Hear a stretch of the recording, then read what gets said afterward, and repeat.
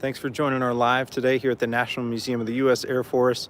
We haven't gone live on YouTube in a very long time, so thank you for saying hello. Thank you for that thumbs up right there. We're here at the Boeing B-17F Memphis Belle, crown jewel of this exhibit, along with the B-29 boxcar. So many awesome gems in this gallery. We've got about 350 aircraft on display. This is one of my favorites, however, so I'd love to showcase this bird.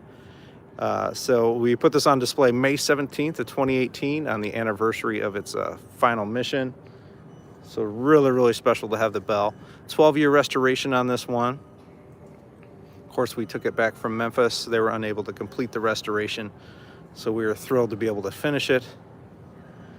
My friend Casey painted the left side of the aircraft. My friend Chad painted the right side. And so many of my awesome restoration friends worked on this aircraft. And the inside is just immaculately done. Sorry for the loud noise. Heavy equipment coming by us here.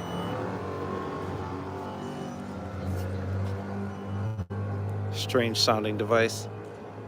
So if you can get here in person to see the Belle, I'll tell you, it's amazing. You can spend a couple hours back here. The surrounding exhibit is quite extraordinary. And we've just added, for sight impaired visitors, on a lot of our exhibits now, you can touch some of the 3D printed, and Braille is here too for sight impaired folks. So that's really great. It's the same thing as what's on the fact sheet right there. So we can take a quick walk around of the Belle here. So amazing historic photos on display. We've got some video clips here and there. And this was not the first to 25. This was the first to 25 over Europe and returned to the United States. And we talk about that. We give a nod to Susie Q, Hot Stuff, and Hell's Angels, the other bomber first. Some of the wreckage from Hot Stuff as well as on display. Special thanks to the families who donate artifacts. We have so many wonderful artifacts from the crew members, dog tags from Jim Vernus, and some of the others. Actually, the dog tags are for Captain Bob Morgan. I think we've got a bracelet from Jim Vernus.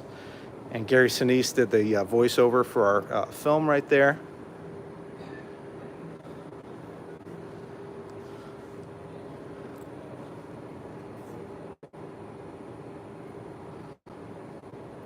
So most of the crew members did at least 16 missions on the Belle.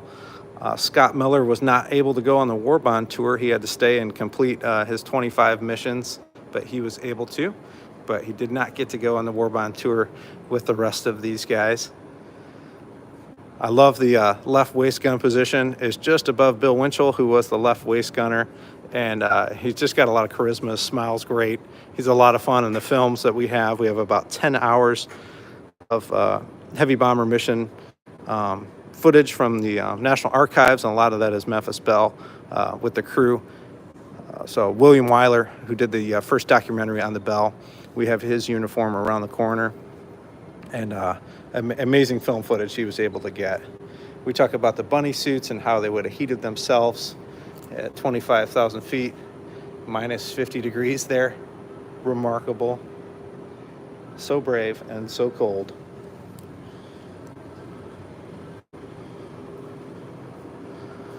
Even give a nod to Stuka, Jim Vernus's dog that he got in London. It talks about the first Belle documentary and William Wyler in his uniform. He went on to win an Oscar with Ben-Hur. Fantastic surrounding exhibit. Talk about Black Thursday, Operation Tidal Wave, some of these very other important, huge bombing effort missions. I got to photograph a lot of these artifacts before they went on display, so really unique to read about them.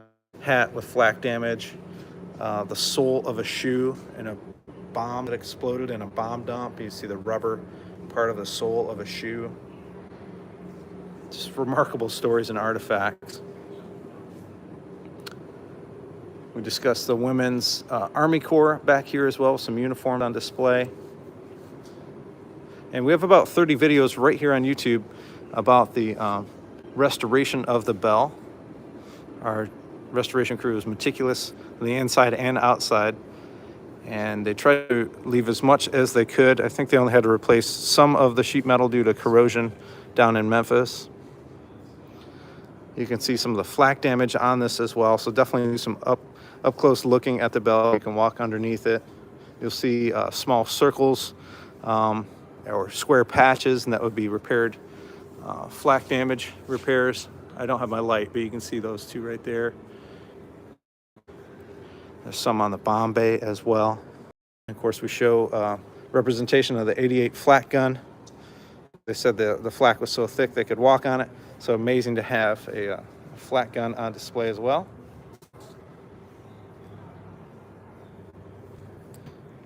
Also have a Norden bomb sight and a Wright engine on display. So of course the Norden bomb sight is very sought after by the enemy. So precise in the bombing effort. Wright R1820 engine.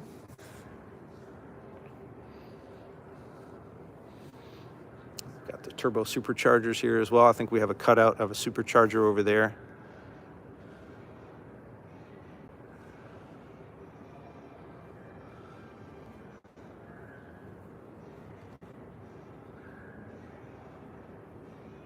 Pretty amazing to have the Bell. What a national treasure this aircraft is.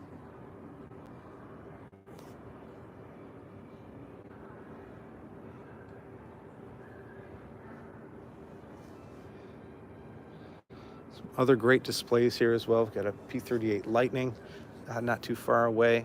We've got some German aircraft, some Japanese aircraft too. You want to see what the enemy looked like in World War II. Got a Machi over here, the Italian. Looks like a race car in the air.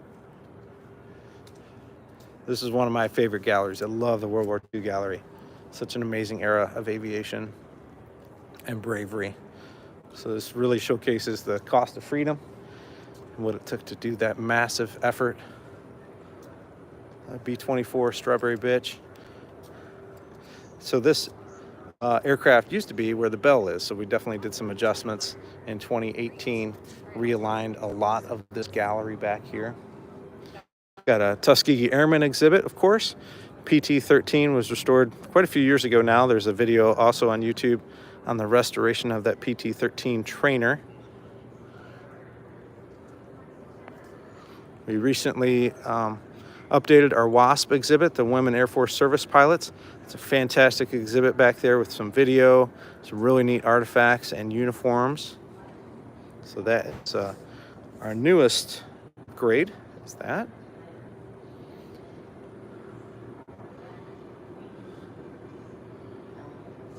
We also showcase the Doolittle Raiders of the B-25 Mitchell, replicating, it's sitting on the deck of the Hornet.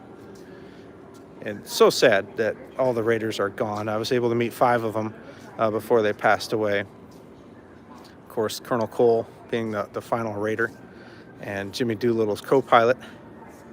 So we have representation here. We have the goblets in the back, their Congressional Gold Medal. That one's a replica. Some amazing surrounding exhibit with the B-25 and the Doolittle Raider mission. And that's about all the time I have for today. Thank you so much for saying hello.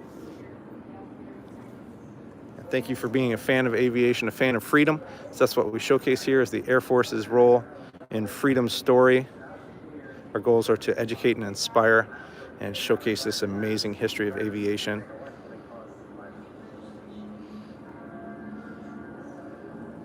Thanks for your time today, everybody, and we'll see you on the next one, okay? Take care. Bye for now. Have a great Air Force Day.